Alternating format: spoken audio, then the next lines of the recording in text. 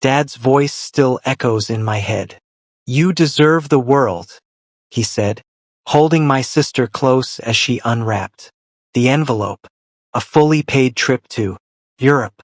She screamed. He smiled. Mom clapped. Cameras flashed. Then it was my turn.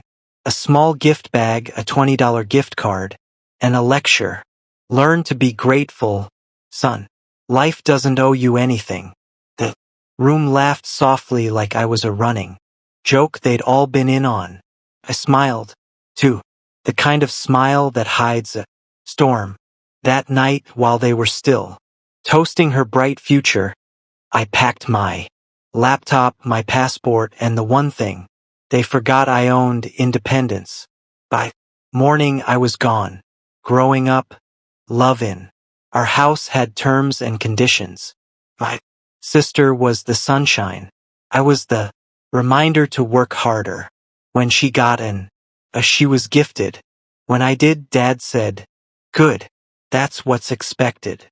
He'd pat her hair and call her his little miracle. He'd hand me chores and call it building character. Still, I tried. Helped pay the bills when his business went under. Freelance work, web design, copywriting, whatever I could find. Funneled the money straight into the family account. Never asked for thanks. Just wanted peace. They called it family. Teamwork. I called it naive loyalty. Thought being useful would make me enough. Turns out usefulness just made me invisible. It was during tax season when I saw it. Dad's email open on the family desktop. He'd left it running. Forwarded invoice from my PayPal account. I wasn't just helping with the mortgage. I was paying it every month. Automatically. They'd set it up behind my back when I first started earning. And Mom's text to my sister that same night sealed it. "Don't tell him. He wouldn't understand how much we've done for him." I remember staring at that line for a long time. How much they had done for me. The irony almost made me laugh. But I didn't explode, didn't confront, didn't cry, because revenge, I've learned, tastes best after silence. That night I started rewriting my plan. Not out of rage, out of clarity. I checked the family mortgage details. Guess whose name was listed as the secondary payer? Mine. Guess who had legal control over the connected account? Also me. Every transfer, every payment, all under my credentials. All it would take was a few keystrokes to sever the artery they didn't even know fed them. So I waited until my sister's Europe trip was booked, non-refundable. Waited until Dad upgraded his car because things were finally looking up. Waited until Mom posted a family photo captioned, "So proud of our blessings." Then I moved quietly, changed all my passwords, closed the automatic transfers. The house of cards was about to meet gravity. A week later I got the call. It started cheerful. "Hey buddy, how's the new place?" Dad asked, pretending this was normal. "Oh, it's quiet," I said. "Peaceful." Then his tone shifted. "Listen, just a small hiccup. The bank called, said the mortgage payment bounced. Must be a glitch, right?" Let the silence breathe. "Glitch," I repeated softly. "No, that account was under my name." Closed it. A pause. Then chaos. "You what?" Mom's voice in the background, trembling. "What do you mean? Closed it? That's how you've been paying your mortgage." I finished. "For them. You didn't think I'd need gratitude lessons for that, did you?" The line went dead by evening. 3 voicemails. One from Mom crying.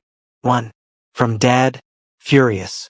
And one from my sister, voice dripping with guilt, disguised as concern. "You didn't have to." go this far. Your family. Family. Funny. Word. When it only applies until the money runs out. 2 days later, they showed up at my apartment. Dad in his pressed shirt. Mom with tear streak cheeks. My sister clutching her designer bag, the one she bought for Europe. Son? Dad began, forcing a shaky smile. We were just, trying to manage things as a family. By stealing, I asked. Calm, controlled. He flinched but didn't deny it. Mom stepped forward. We thought you wouldn't mind helping. You're doing so well. So well, I echoed that you thought I'd never notice you taking advantage of me. They tried to guilt me. The oldest family trick. After all we've done for you, I laughed. Not cruelly, just truthfully. Everything you've done for me was a transaction you never paid for. Then I opened my laptop, pulled up the documents, proof of the linked payments, the forged authorization, the financial trail, their signatures, their silence. I turned the screen toward them. Take a good look, because if you ever touch my accounts again, this goes to the bank. And then to the police. The room froze. My sister's eyes filled, but not from guilt, from fear. Her trip, her comfort, her illusion collapsing. Dad's jaw tightened. You're making a mistake. No, I said, closing the laptop. I'm fixing one. They left without another word. The door clicked shut, and for the first time the apartment felt like mine. No echoes of criticism, no weight of obligation, just the hum of freedom. Month later, I saw a post, the house, listed for sale. The caption read, New beginnings. I almost smiled because in a way it was true. They were learning what beginnings felt like when built on their own dime, and I was finally living what freedom felt like when bought with self-respect.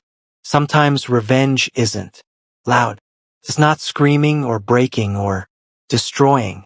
It's silence. It's control. It's walking away knowing the people who underestimated you now depend on the very thing they dismissed your worth. They taught me to learn gratitude, so I did. I'm grateful I left. I'm grateful I learned.